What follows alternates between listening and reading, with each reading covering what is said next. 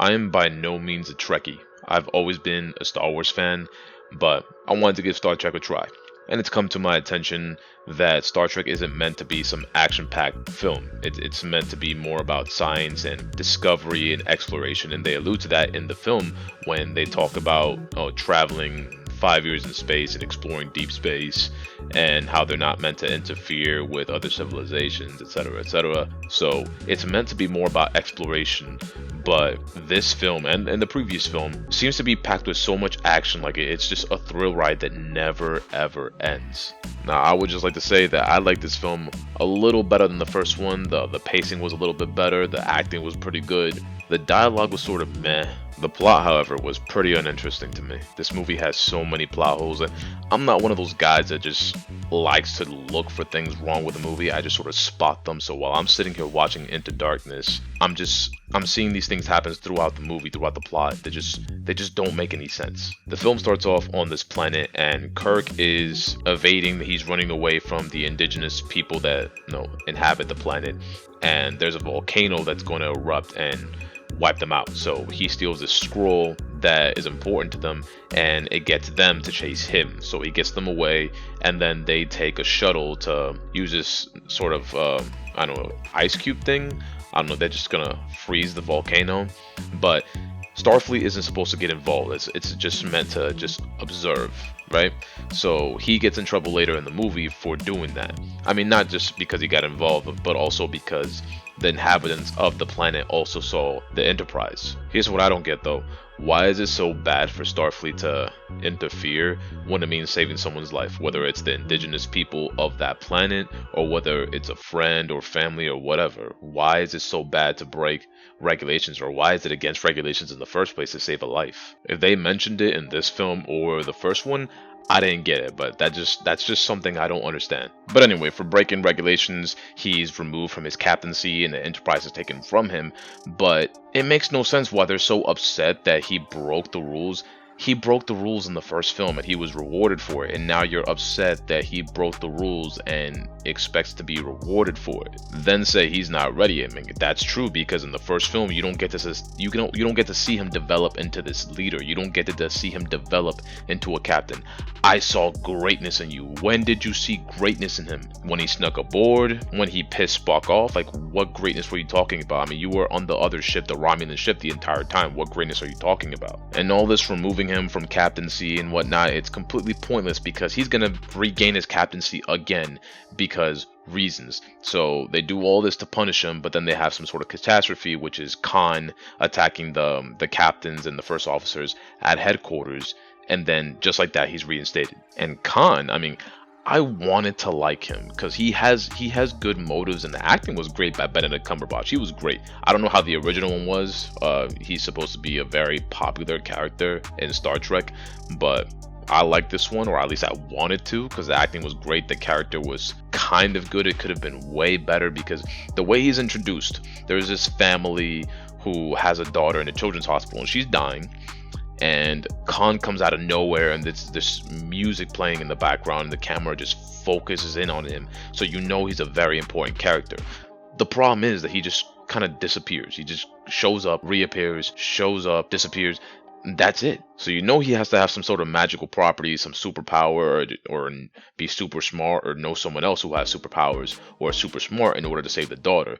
And you find out that he has some sort of property in his blood, and he either replicates it or develops a vaccine from it. I don't know. All I know is that it involves his blood, and he uses that to save the girl, which is fine. But why does the father have to go kill himself? So Khan just saves his daughter's life, and then he just goes kills himself because Khan wants him to. And I understand why Khan wanted that. I mean, they explained it that the reason he did it was essentially so that he can get all the captains and first officers in the same room, and that's fine. But you're telling me that nobody saw him going? Like, you're just attacking Starfleet headquarters and there's no security? Like, he can just fly up there with whatever vehicle he wants and kill every single officer and captain in that room, and then like 5 seconds later he disappears again. The Enterprise is sent on a covert mission to retrieve him, to get him back, or no, they sent him on a covert mission to kill him.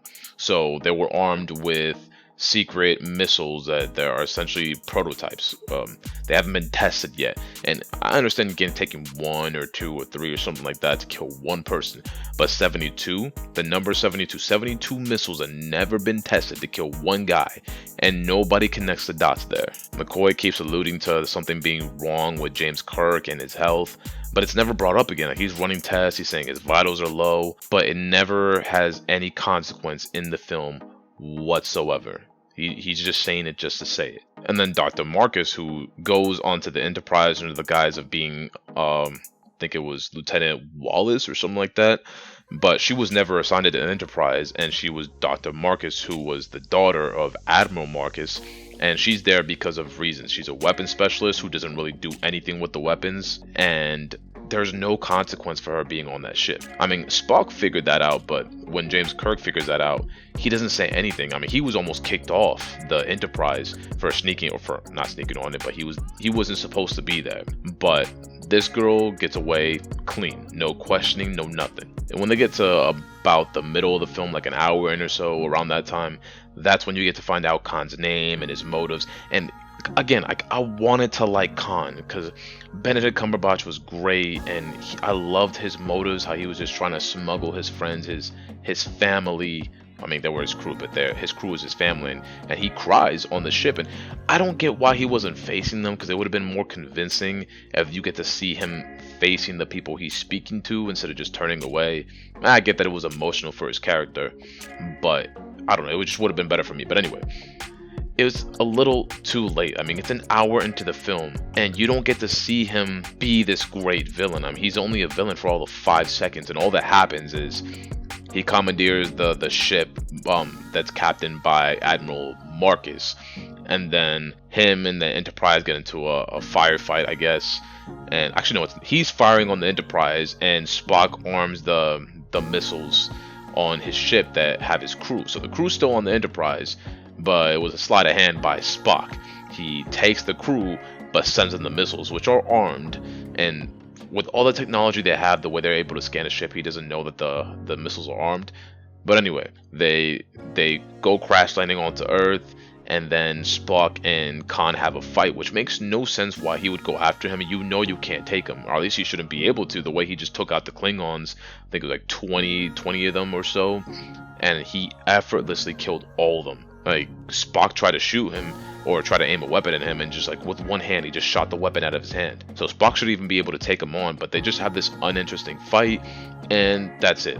That's Khan's entire role in the film. Other than that emotional backstory he had, his motive, other than that, he doesn't really do anything. Like, they introduce him early in the film, but they don't give his character enough time to develop into this plot. Like, what is his purpose in this plot? Because I like the whole making the viewer believe that he's a good guy, or he's a likable character, but then out of nowhere he's just like some crazy guy. There was a moment like right before this fight where James Kirk dies trying to save his crew, where Spock yells Khan, like he just screams Khan, like he's really angry. And I get it's supposed to be an emotional moment, but it felt absent emotion. Like he was just forcing himself to scream Khan at the top of his lungs. I don't know if he said that in the original film, but it just felt so out of place here. Like he wasn't supposed to say that, and it was just a really cheesy moment. They could have just had him crying and just weeping and crying for his fallen friend, but instead he just yells Khan, and then just goes running off after Khan, who he can't beat because he's essentially Superman, according to McCoy.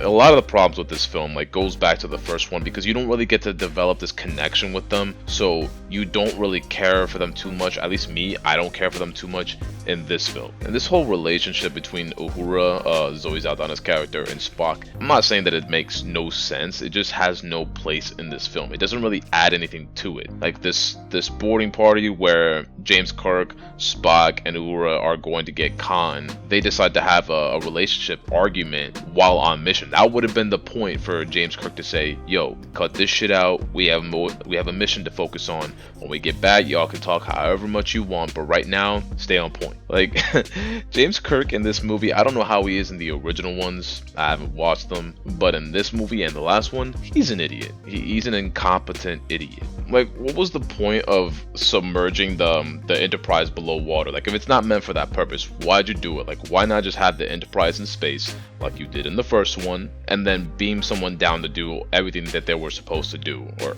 I mean, the shuttle you would have needed, but other than that, like, why did the Enterprise have to be underwater? Like, there was no purpose for that. But yeah, this movie had way too many plot holes, and I wanted to like it. I did give it a chance. I'm still gonna watch Star Trek Beyond because, hey, for all I know, it might be the best movie I've ever seen. I still want to give that a try, and I want to wrap up this trilogy.